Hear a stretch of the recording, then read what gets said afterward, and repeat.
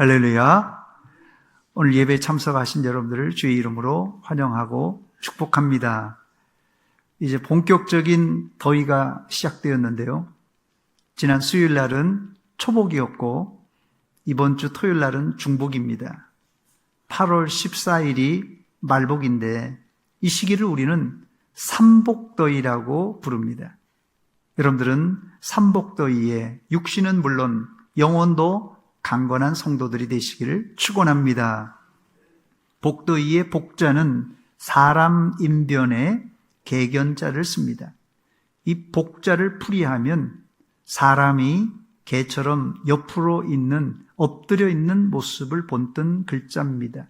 굴복하다, 엎드리다, 숨다라는 뜻을 가지고 있습니다.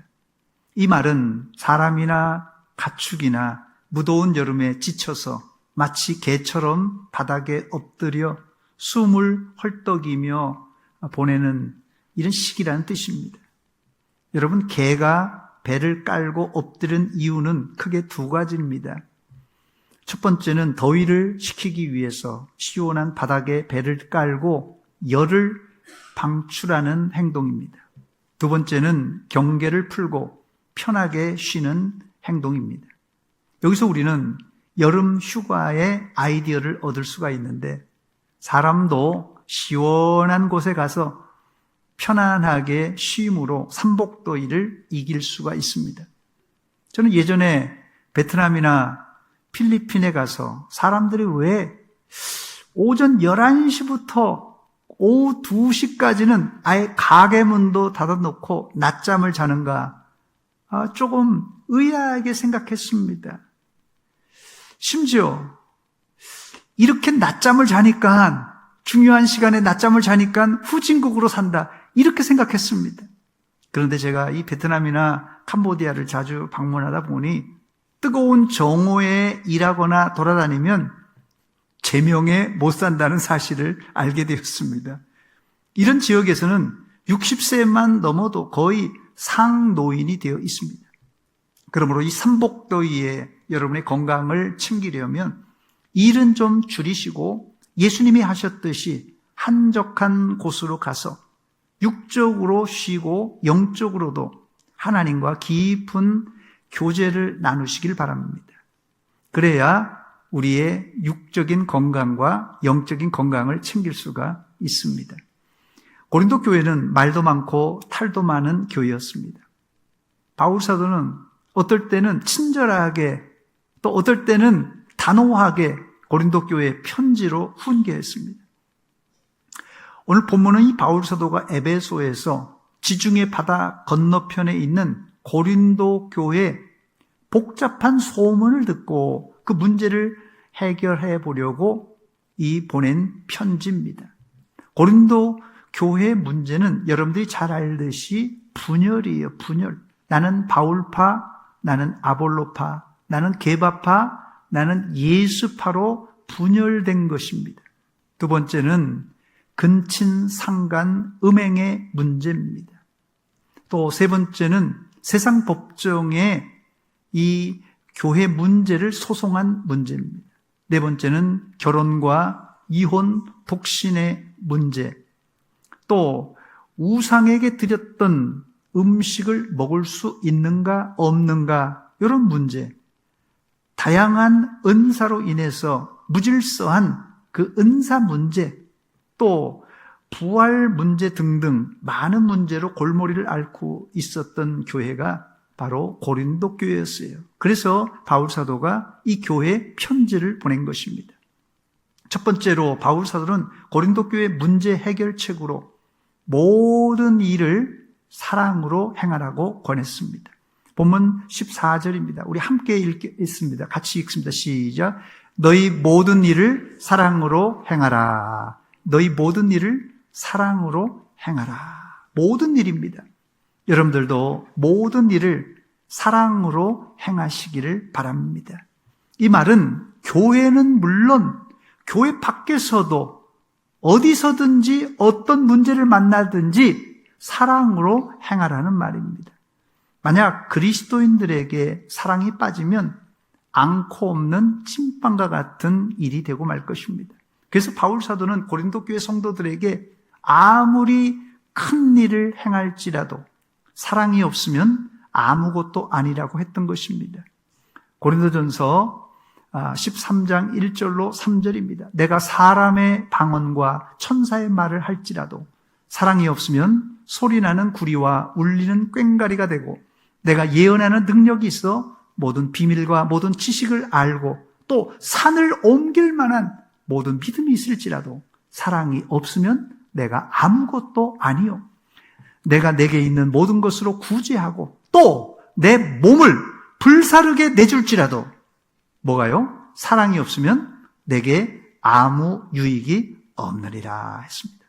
아무리 엄청난 일을 해도, 심지어 자기 생명을 내줄지라도 사랑이 없으면 아무것도 아님을 성도들은 꼭 명심하시기를 바랍니다. 앞서 바울 사도는 고린도전서를 쓰는 목적을 밝혔는데, 고린도전서 4장 14절에 보니까 내가 너희를 부끄럽게 하려고 이것을 쓰는 것이 아니라 오직 너희를 내 사랑하는 자녀같이 권하려 하는 것이라 했습니다.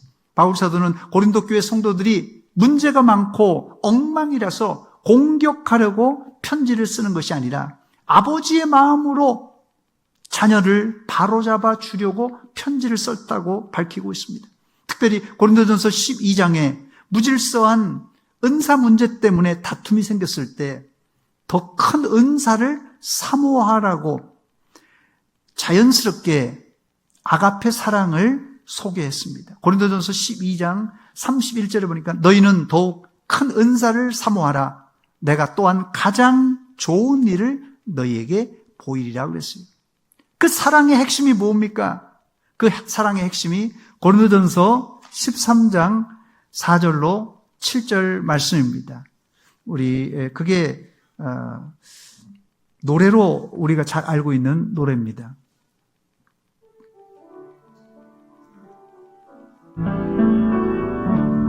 사랑은 언제나 오래 참고, 사랑은 언제나 오래 참고, 사랑은 언제나 온유하며, 사랑은 시기하지 않으며, 자랑도 교만도 아니하며, 사랑은 물에 양치 않고, 사랑은 물에 행치 않고, 자기의 유익을 굳지 않고, 사랑은 성내지 아니하며, 사랑은 성내지 아니하며, 진리와 함께 기뻐하네. 사랑은 모든 것, 사랑은 모든 것 감싸주고, 바라고 믿고 참아내며, 사랑은 영원토록 변함없네. 믿음과 소망과 사랑은 이 세상 끝까지 영원하며, 믿음과 소망과 사랑 중에 그 중에 제일은 사랑이라. 그 중에 제일은, 그 중에 제일은 사랑이라. 할렐루야. 제가 부부의 사랑을 결혼식장에서 십자가로 묘사하는데, 사랑은 죽는 거라고 말합니다. 사랑은 죽는 겁니다. 진정한 사랑이란 무엇입니까? 여러분, 진정한 사랑이 무엇입니까? 내 마음에 안 드는 상대방을 위해서 죽을 수 있을 때, 그때 비로소 우리도 아가페 사랑을 할 수 있고, 더 나아가 나를 부인하고 내 몫에 대인 십자가 지고 주님을 따라갈 수 있습니다. 안타까운 사실은 고린도 교회는 물론 현대교회 안에, 아니 우리 교회 안에도 십자가 사랑, 아가페 사랑이 없어서 고린도 교회의 혼란과 무질서가 반복된다는 사실입니다. 사랑의 시작은, 여러분 사랑의 시작이 어떻게 됩니까? 사랑은 오래 참음으로 시작됩니다. 그런데 많은 사람들이 사랑의 시작도 못해요. 사랑은 오래 참음으로 시작하는데 사랑의 시작도 못합니다. 여러분, 상대방이 내 마음에 안 들어도 묻지도 따지지도 말고 참아주시기 바랍니다. 그게 사랑의 시작입니다. 그리고 나서 사랑은 자랑, 교만, 무례하지 않고 자기의 유익을 구하지 않고 성내지 않고 악한 것을 생각하지 않고 불의를 기뻐하지 않고 진리와 함께 기뻐하고 모든 것을 참고 모든 것을 믿고 모든 것을 바라고 모든 것을 견디느니라. 할렐루야! 이 사랑을 여러분은 털라고 해보셨습니까? 아니, 예수 믿고 이런 사랑을 해보셨습니까? 이런 사랑을 해보셨다면 그 사랑을 저는 첫사랑이라고 말하고 싶어요. 첫사랑을 해봐야 됩니다. 이 사랑, 상대방이 마음에 안 들어도 죽을 수 있는 이 사랑을 해보셨습니까? 해보셨다면 첫사랑을 해본 것입니다. 그렇다면 또 묻습니다. 첫사랑을 하셨다면 그 사랑이 지금도 여러분 안에서 불타고 있습니까? 바울 사도는 말도 많고 탈도 많은 고린도 교회를 향해 너희 모든 일을 사랑으로 행하라 권면했습니다. 여러분들은 이 말씀을 지금 나에게 들려주시는 하나님의 음성으로 받고 여러분들도 삶 속에 실천하시기 바랍니다. 그러나 이건 한 번 아멘 하는 것으로 실천할 수 없습니다. 사랑은 여러분 수고와 노동이 동반되어야 됩니다. 그냥 수고와 노동이 아니라 안이 꽂고 비상하고 분통 터지고 하기 싫어도 나를 부인하고 예수님의 마음으로 안아주고 덮어주고 이해해주는 것이 아가페 사랑입니다. 여러분은 예수님이 바라시는 하나님의 나라, 예수님이 원하시는 하나님의 나라, 예수님이 원하시는, 하나님이 원하시는 하나님의 교회에 대한 이 청사진이 있습니까? 어떻게 하나님의 나라, 어떤 교회를 만들려고 하십니까? 여러분은 하나님이 바라시는, 예수님이 바라는 하나님의 나라를 만들 방안을 갖고 계십니까? 어떻게 했으면 좋겠어요? 어떻게 해야 하나님이 원하시는 교회, 하나님이 원하시는 아름다운 하나님의 나라를 만들 수 있겠습니까? 저는 방안이 있다고 생각합니다. 바로 아가페 사랑으로 가능합니다. 이건 제 의견이 아니라 예수님께서 직접 주신 방법입니다. 이렇게 말해도 목사님, 그래도 따질 것은 따져야 하지 않겠습니까? 라고 물으실 분이 있을 텐데요. 여기에 대한 바울 사도의 대답입니다. 고린도전서 8장 1절입니다. 우상의 제물에 대하여는 우리가 다 뭐가요? 지식이 있는 줄을 아나. 지식은 교만하게 하며 사랑은 덕을 세우나니. 고린도 교회 안에 우상 제물에 대한 논쟁이 발생했습니다. 한쪽에서는 우상에게 드렸던 고기는 먹으면 안 된다. 다른 쪽에서는 우상은 아무것도 아니니까 먹어도 된다. 서로 잘난 척, 똑똑한 척 따졌습니다. 이런 지식은 결국 교만하게 되고 교회를 어지럽히게 된다는 사실이에요. 그러나 사랑은 뭐라고요? 사랑은 덕을 세웁니다. 여러분들은 사랑으로 덕을 세우시기를 축원합니다. 두 번째, 바울 사도는 고린도 교회 문제를 풀기 위해 적당히 질서 있게 하라고 권하셨습니다. 적당히 질서 있게 하라. 하나님은 무질서의 하나님이 아니시기에 고린도전서 14장 40절에 모든 것을 품위 있게 하고 질서 있게 하라고 하셨습니다. 이 말씀의 배경은 고린도 교회 안에 성령의 은사가 풍성했는데 그중에 두드러진 은사가 두 개 있는데요. 하나는 예언이고 하나는 방언입니다. 바울 사도는 방언을 고린도전서 14장 2절에 이렇게 정의했습니다. 방언이란 뭐냐? 방언을 말하는 자는 사람에게 하지 아니하고, 방언은 사람에게 하는 게 아닙니다. 사람에게 하지 아니하고 누구에게요? 하나님께 하나니 이는 알아들을 자가 없고, 방언은 알아들을 자가 없고 영으로 비밀을 말함이라 그랬어요. 여기서 우리는 방언의 의미를 찾아볼 수 있는데, 방언이란 사람에게 말하는 게 아니라 하나님께 영으로 비밀스럽게 하는 말을 의미합니다. 우리가 반드시 이것과 사도행전 2장에 나오는 방언과 구별해야 됩니다. 사도행전 2장에 성령 충만을 받고 베드로 사도와 120문도가 했던 방언은 당시 통용되었던 약 15, 16개국의 외국어 방언이었어요.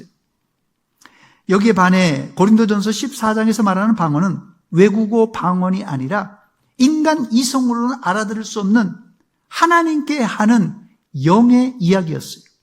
그러므로 방언 기도는 개인의 덕을 세우지만 사도행전 2장의 방언, 외국어 방언은 이 디아스포라 유대인들에게 짧은 시간 내에 효과적으로 전도하기 위한 하나님의 특별한 계획이었습니다. 그런데 고린도 교회 성도들은 방언을 예배드리는 시간에 큰 소리로 이쪽 저쪽에서 방언 기도를 하다 보니까 예배 시간이 돛대기 시장이 되고 말았습니다. 그래서 바울 사도는 하나님은 무질서의 하나님이 아니라 모든 것을 품위 있게 하고 질서 있게 하라고 명했던 것입니다. 여기 품위 있게라는 말은 헬라어로 유스케몬이라는 단어입니다. 유스케몬. 이건 영어식 표현은 good form이에요. good form. 폼이 좋다. 그런 뜻입니다. 의미로는. 의미를 좀 더 의역하면 고귀하다, 평판이 좋다라는 뜻입니다. 두 번째, 이 질서 있게 하라고 했는데 이 질서 있게는 헬라어로 탁시스라는 단어입니다. 탁시스. 요거는 순서, 배열, 질서, 정연이라는 뜻입니다. 외국인들이 오면 요즘 우리나라의 버스 정류장이나 서울에요, 지하철 승강장에서 사람들이 줄 서 있는 모습을 보고 감탄을 합니다. 그런데 제가 중고등학교 다닐 때만 해도 콩나물 10,000원 버스를 타고 다녔습니다. 그땐 줄이 어디 있습니까? 이 버스를 놓치면은 지각하니까 사력을 다해 꾸역꾸역 버스를 탔습니다. 그때는 버스 안내양, 이 차장이 있었을 텐데요. 그래도 너무 무질서했습니다. 그래서 우리 교단에서는 예배의 품위와 질서를 위해 예배 모범이라는 규정을 만들어 우리 합동측 교회들은 거의 비슷한 순서에 따라 예배를 드리고 있습니다. 물론 90년대 들어오면서 교회 안에 경배와 찬양이나 열린 예배가 도입되면서 예배 순서가 변하기 시작했습니다. 저는 이런 변화는 긍정적으로 보고 있습니다. 그 이유는 초대교회 때 현재 우리가 드리는 예배 순서에 따라 예배 드리지 않았고 종교개혁 이후에 예배 형태가 발전하면서 지금의 예배 순서가 만들어졌습니다. 그러기에 우리 개혁주의 노선에 반하지 않는다면 예배 순서엔 융통성을 가져야 된다고 생각합니다. 그 이유는 고착화된 예배 형태가 질서와 안정을 주는 것은 사실입니다. 그 정해야 된 고착화된 예배 순서가 질서와 안정을 주는 게 사실이지만 성령의 인도를 받는 생동감을 잃을 수가 있기 때문입니다. 여러분들은 예배 시간에 품위와 질서를 지키시되 성령 안에서 자유함을 가지고 능동적으로 임하는 성도가 되시기를 축원합니다. 예배 시간은 하나님 만나는 시간이요, 예배 시간은 하나님을 뜨겁게 사랑하는 시간입니다. 여러분들은 예배 시간이 하나님을 만나는 그런 뜨거운 시간, 그런 열정적인 시간, 그런 시간을 가지시되 겉으로는요 품위와 질서를 같이 지키시기 바랍니다. 이게 균형 있는 성도의 예배 태도입니다. 마지막 세 번째, 바울 사도는 고린도 교회 성도들에게 깨어 믿음에 굳게 서서 남자답게 강건하라고 권면했습니다.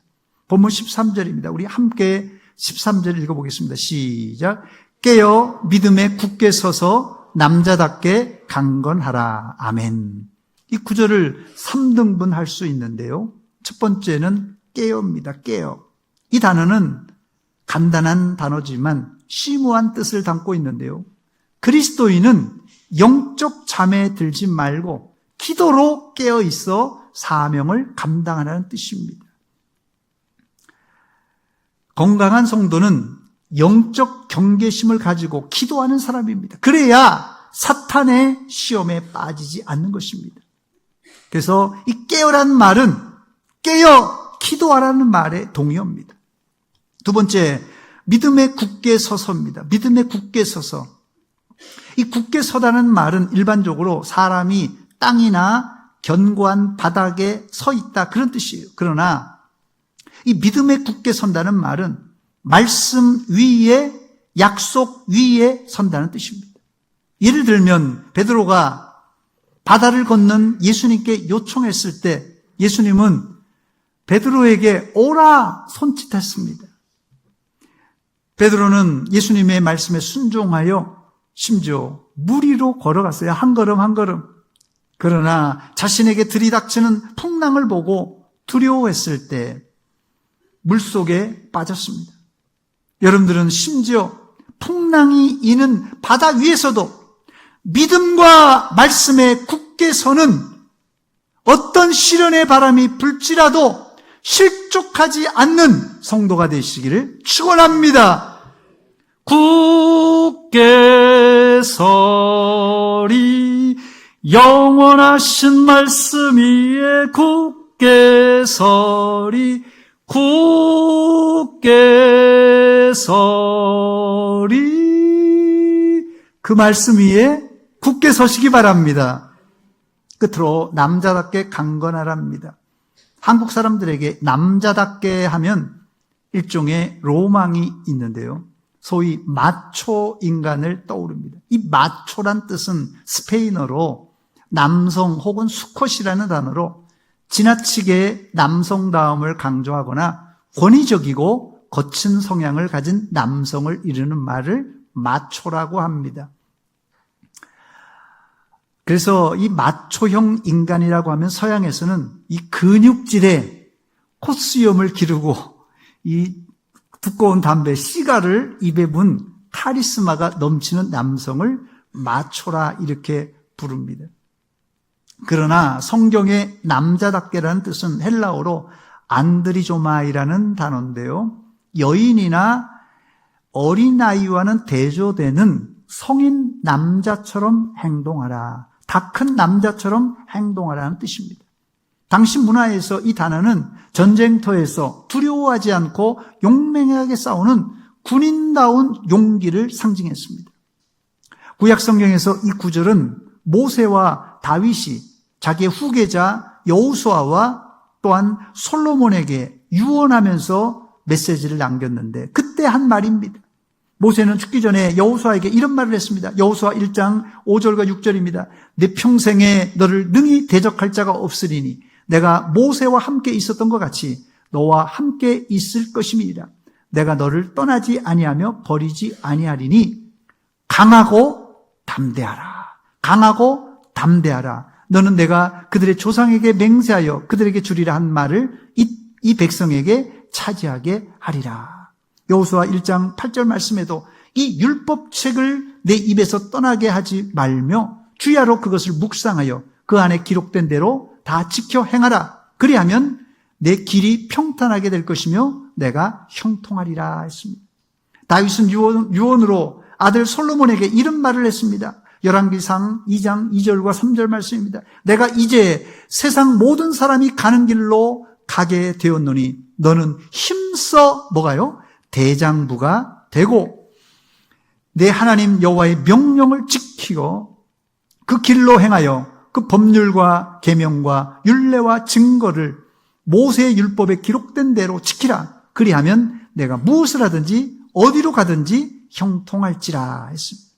모세와 다윗이 여호수아와 솔로몬에게 남자답게 강하고 담대하라고 했는데요. 이 강하고 담대하여 힘써 대장부가 된다는 뜻은 다름 아닌 두려운 가운데서도 하나님의 말씀을 묵상하며 그 말씀을 순종하여 지키는 그런 용기를 말합니다. 이게 성경에서 말하는 남성상입니다. 남자다운 것은 우락부락한 근육을 가진 카리스마가 있는 남자를 의미하는 말이 아닙니다. 남자다움은 하나님 말씀에 순종하는 남자가 자기 가족을 부양하는 책임을 지고 동시에 전쟁에 나가 목숨을 걸고 가족을, 나라를 지키려는 그런 용맹함을 의미합니다. 말씀을 맺겠습니다. 신앙생활은 사랑으로 하는 것입니다. 신앙생활은 사랑으로 하는 것입니다. 그렇다고 이 사랑이 청춘 남녀가 하는 알콩달콩한 사랑은 아닙니다. 성경의 아가페 사랑은 화가 밀려와도 분을 삭히고 참고 인내해야 모든 일을 사랑으로 행할 수 있습니다. 여러분들은 모든 일을 사랑으로 행하라는 주님의 말씀에 정욕과 성격 자체도 내려놓고 정욕과 내 성격조차도 부인하고 내 몫에 대인 십자가 지고 주님을 따라감으로 남자다운 성숙함, 대장부 같은 그리스도인으로 세워지시기를 축원합니다. 축원합니다.